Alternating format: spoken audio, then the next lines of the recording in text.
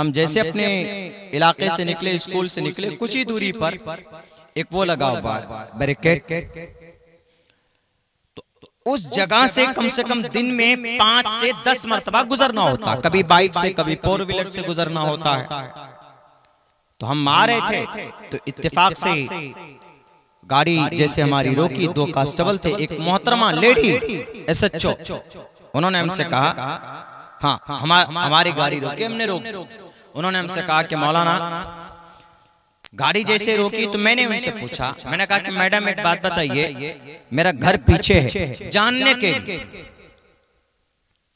मैंने कहा मेरा घर जस्ट पीछे है, यहीं हमारा स्कूल है, हमारी ऑफिस यहीं पे है, हमको अगर 15 मरतबा आना जाना होगा तो क्या 15 मरतबा आप चेक करेंगे? उनकी जुबान बड़ी खराब थी, बड़ी गलत, वो ये बोल सकते थे हाँ सर ऐसा हो सकता, ऐसा होगा, अगर आप 20 मरतबा भी आएंगे तो आपको रूल के हिसाब से चेकिंग करवानी होगी, ठीक है, बात खत्म हो जाए। उन्होंने कहा बाहर निकलो, डिग्गी खोलो, तुम जितने मरतबा निकलो, तुम जितने मरतबा आओगे उतने मरतबा वो करना होगा। मैं निकला, उनकी जुबान पर मुझे बहुत ज्यादा एतराज हुआ।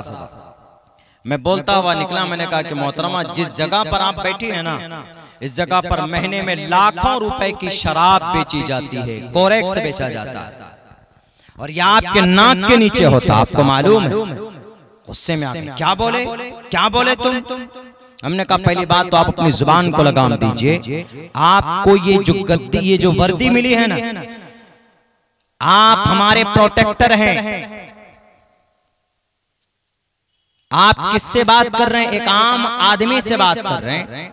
आपको, एक आम आदमी को आपको देख करके उम्मीद जागनी चाहिए थी, लेकिन आज ऐसा खौफ का माहौल आप लोगों ने बना दिया है, हर किसी को एक लाठी से आंकना चाहते। मैं क्रिमिनल दिखता हूं? मेरी डिग्गी के अंदर डेड बॉडी है क्या?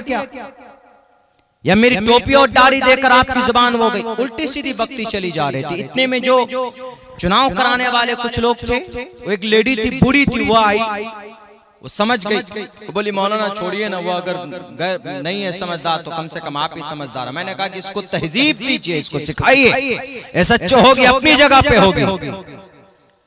एक बात पूछने पर इनकी जुबान तो और तड़ाक से चलती। हमने कहा give respect and take respect, इज्जत दोगे तो इज्जत मिलेगी। आप यहाँ पर हैं, जानता हूं हमारी आपके तरफ से आपका आदेश है, पूरे दिन बैठ कर रहते हैं आप कुर्सियों के अंदर में, गाड़ियां जाती है आती है, कुछ नहीं, एक टोपी वाले की गाड़ी क्या दिखे, आप फौरन खड़े हो गए कि चेक कराइए, और तू और तड़ाक पर उतर गए। 100 मरतबा चेक कीजिए, कराने के लिए तैयार है, लेकिन जुबान को सही ढंग पर इस्तेमाल कीजिए, लैंग्वेज अच्छी होनी चाहिए। यही वजह है कि ना हमारा देश तरक्की कर रहा है और ना हमारी सोसाइटी के अंदर तरक्की हो रही। चले जाइए आप इन यहूदियों, इन क्रिश्चियनों के पास बैठिए, उनके सर पर अगर 100 डिग्री का भी गुस्सा होगा ना, तो वो आपसे ऐसे बात करेगा कि जैसे आपका दोस्त आपसे बात कर रहा है। ये तरीका जनाब मोहम्मद रसूलुल्लाह सल्लल्लाहु अलैहि वसल्लम के अंदर थी। तो बहरकैफ कम से कम 15 से 20 मिनट लगे हमको वहां से निकलने में। उन्होंने कहा कि अरे लो इसकी गाड़ी अंदर करो। हमने कहा कि गाड़ी को आप टच नहीं कर सकते मैडम मोहतरमा, अभी आपके ऊपर केस करूंगा मैं। हमने कहा मेरी गाड़ी का एक एक पेपर टेंशन, आपने मेरे साथ बदतमीजी की है, आपने मुझे तो तड़ाक कहा है सिर्फ एक सवाल करने पर। तो यही चीज है, नॉलेज इतनी नहीं है कुछ लोगों को, और कुछ लोगों की वजह से पूरा का पूरा डिपार्टमेंट बदनाम हो जाता है, पूरे की पूरी सोसाइटी बदनाम हो जाती है। इस्लाम में हमारे नौजवान शराब पीते हैं, और उसमें अभी शबे कदर की रात में 27वीं शब में मैं महाराष्ट्र में था, लातूर डिस्ट्रिक्ट के अंदर में, वहाँ दुआ के लिए मैं गया हुआ था। तो वहाँ देख रहे हैं कि शबे कदर की रात में जो इबादत की रात है, शबे कदर तकरीबन ताक रातों में है, रमजान के आखिर की ताक रातें जितनी भी है, यानी 21 की शब है, 23 की शब है, 25 की शब है, और 27वीं शब है, 29वीं शब है, इसमें इबादत करनी चाहिए। तो नौजवान क्या समझते हैं, वो ये समझते हैं कि बस जागना सिर्फ इबादत है, सिर्फ जागना। और वो जो बाइक स्टंट करते हैं, खूब शोर करते हैं, पटाखे भी फोड़ते हैं कई जगहों पर हमने देखा है। हमने कहा कि ये तो नेकी नहीं है। उनकी वजह से पुलिस प्रशासन क्या समझते हैं कि शायद आज इसी चीज की रात है, आज घूमना, शोर करना, मौज मस्ती करना, बाइक दौड़ाना शायद इसी की रात है। तो वो गलत समझते हैं, आपके अमल की वजह से वो इस्लाम को गलत समझ रहे हैं। तो बहरकैफ बातें बड़ी लंबी होती चली जा रही है, बस मैं इतना कहूंगा, आधा घंटा तो पूरा होने वाला। अभी मोहतरम शुआरा किराम को भी सुनना है, माहिर भारती साहब हैं, लुकमान दानिश साहब हैं, फारूक दिलकश साहब हैं, इनको सुनना है।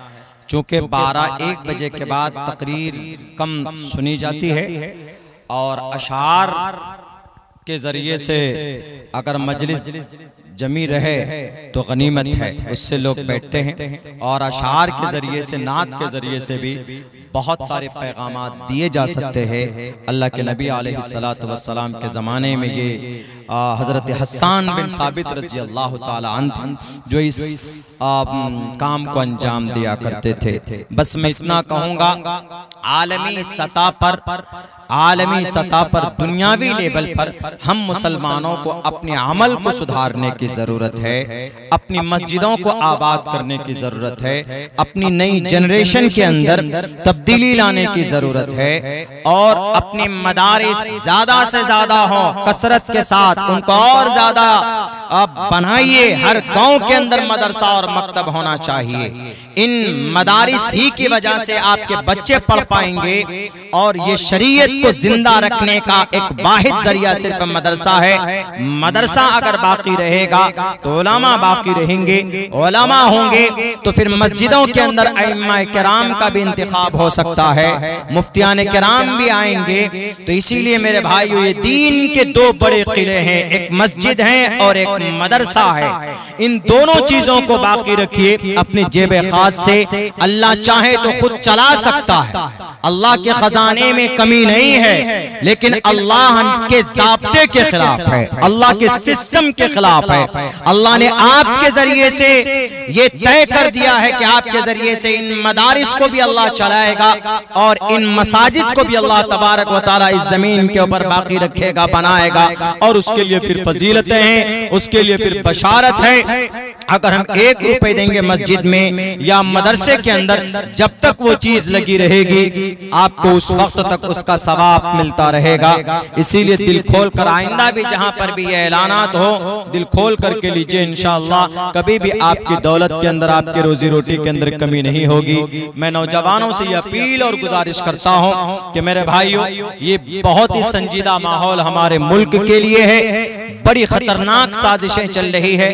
दुआ भी कीजिए और दवा भी कीजिए कि इस मुल्क को अल्लाह तबारक व तआला जालिमों से बचाए, अमन अमान का माहौल कायम हो पूरे मुल्क के अंदर। हिंदू मुसलमान मिलकर के रहे, एक दूसरे के गम में शरीक हो, एक दूसरे की परेशानी में शरीक हो और उनको दूर करने की कोशिश करें। ये माहौल पहले था, कुछ जालिमों की वजह से इस चीज के अंदर कमी आई है, नफरतों के बाजार गर्म किए गए हैं। हम और आप अगर मिलेंगे, जुड़ेंगे, दुआ करेंगे तो अल्लाह तबारक व तआला जरूर जालिमों का खात्मा फरमाएगा।